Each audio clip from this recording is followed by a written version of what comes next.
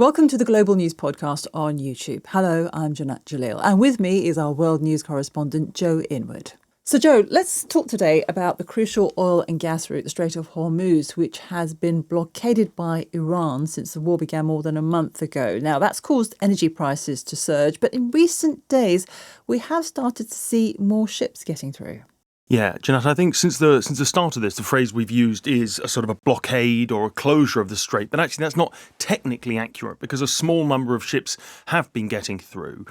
What they all have in common, for the most part, is that they are linked either to the Iranians, obviously, or to other countries that are deemed to be non-hostile. So there's some connected to India, some connected to Pakistan, some connected to Greece as well. Greece, of course, a huge player in the shipping market, and, of course, China, who are a big Iranian ally. So we are seeing small numbers get through, with reports that they're having to pay some sort of transit fee on occasion, or that diplomatic leverage is being used in order to get them through. And for the first time, a vessel linked to France got through this week. Yeah, so this was a ship that is owned apparently by the French, although actually registered to Panama. There's quite often you hear of big ships that are of tankers that fly under a foreign flag for various political or legal reasons. But yeah, there are reports that one French ship has got through as well. Now, we should say we don't know the details. We don't know how that was negotiated, whether it was a political decision or whether there was some other sort of interaction that took place. But yes, there does seem to have been one get through. So let's talk about how these ships are getting through, because some people are saying that there's a kind of toll booth system that's been set up by the Iranian regime. What do we know about that? Yeah, this is really extraordinary. So the suggestion is we should say with a lot of this, it is, it's happening in the shadows, clearly. People are not talking about this publicly, mainly because the IRGC, the Revolutionary Guard, by many, many countries are designated as a terrorist organisation. There are lots of sanctions, both on Iranian oil and on them as an organisation. So people aren't doing this publicly. But the suggestion is that in order to negotiate safe passage through the straits, what they're doing is they're paying some sort of intermediary company that deals with the IRGC. They give them something in the order of $2 million is what's discussed, and that basically allows them to be escorted through the straits close to the Iranian waterline.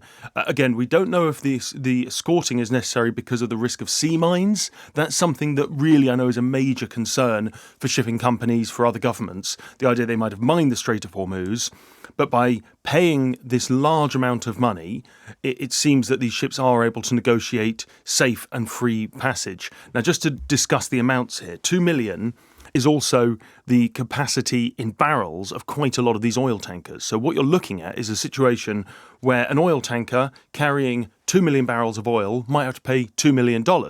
Sounds like a lot, but when you consider that the price of a barrel of oil has gone up many, many more times than that, from sort of 60-ish or so up to more than 100 at points, there are probably some shipping companies that are saying, well, actually, we're not happy about this, but it does probably make financial sense. And for many Western nations in particular, a toll booth system just isn't acceptable, as you say, because of the sanctions and also because of international law. Yeah, so there was a meeting yesterday, it was hosted by the UK, where the Foreign Secretary, Yvette Cooper, basically got 40 other sort of like-minded nations together, and they have rejected this as an idea. They basically say it's a breach of international law, you're not allowed to do that. But you could imagine that the Iranians, who have said, we've had a huge amount of destruction done to our territory, the Americans aren't going to pay the reparations that we seek, they might start to say, well, hang on a second, this is a way for us to recoup some of the costs that we've incurred. And if international shipping has to pay $1 per barrel, well, international shipping and the international oil industry can cope with that. I don't think that is going to be seen as acceptable by the Western governments. But whether there's a big difference between whether they say, we don't think this is acceptable, but then actually go, well, we can't do anything about it, because that's the main thing. Nobody else seems to be coming up with an alternative. I mean, how to stop this partial blockade? Donald Trump has said repeatedly, just go in and take it. It's easy. Well, the truth is, it's not easy. It's going to be incredibly difficult, incredibly dangerous. The Iranians have got significant capacity to target this shipping, to lay landmines. They've got small, fast ships. They've got naval drones. And I'm pretty sure if you introduced a system whereby every single ship that was going through the Strait of Hormuz had to have a naval escort and do so under the risk of fire, that would cost a lot more than the kind of the potential toll, I think might be the calculation that these companies and governments make. And so it could be that they think, well, this is a price worth paying. Again, we just don't know at this point. There'll be all sorts of problems about how that happens. As I said, it would not be, that it might invalidate their insurance. There would be problems with making that sort of payment. And of course, they could face repercussions for breaching American, European sanctions. So it's really, really complicated. But evidently, some carriers are saying that this might be something that's worth doing for now. And time is running out, because even if the war ends today, the Strait of Hormuz could effectively remain mostly blockaded.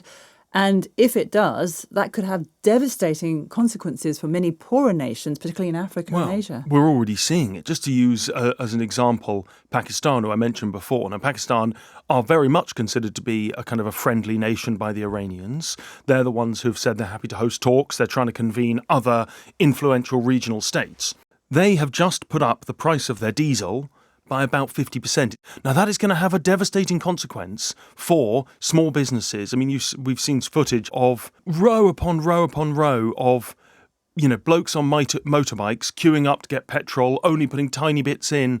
These are people who are not wealthy, do not have a huge amount of disposable income, and probably cannot take the idea that the cost of running their motorbike has nearly doubled. So, and of course, not just that, you've got fertilizer, which is going to have a huge consequence for Africa. You've got jet fuel, that's having a global impact. This is not just about oil and gas. It's about a huge range of things. And as you say, that will have serious consequences for large parts of the world and the developing world especially. And let's not forget the crews that are stuck on these ships, have been stuck there for weeks now, some of them with supplies running low. Yeah, and there's thousands, tens of thousands maybe, of people sitting on these ships, mostly young men, lots of them from the developing world, who are going to be trapped in increasingly difficult positions. We've had some accounts sent into the BBC or some work done by our colleagues online, talking to them, talking to the captains, talking to the crews, and they paint an increasingly desperate picture. I mean, firstly, there's the concern around being under fire. We have seen some tankers that have been hit, and that is, that's a real risk, and it's really concerning and presumably very stressful for them and for their families. But then also, how are they going to get resupplied? They might have, you don't travel with an infinite, larder on your ship. They're going to be down to a few weeks, maybe a couple of months' worth of food. We've heard talk about rationing and of just an increasingly difficult and stressful and potentially dangerous life for these people who, once again, this is, we are not talking about people who are, living a life of luxury or wealthy people. These are people, often, poor working sailors from the developing world who are being forced to endure really difficult situations as a consequence of a war that they had no part in starting but are the victims of. Thanks very much, Joe. That was the BBC's Joe Inwood joining me, Janat Jalil. And if you'd like to hear more from the Global News podcast, please click the link below.